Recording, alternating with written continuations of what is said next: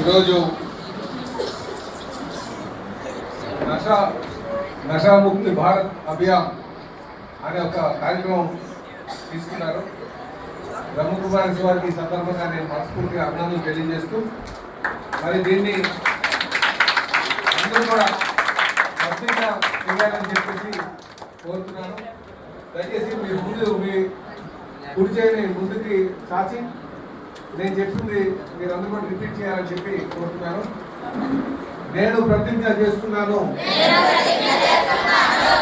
ఎలాంటి పరిస్థితుల్లోనైనా లేదా ఒత్తిడిలోనైనా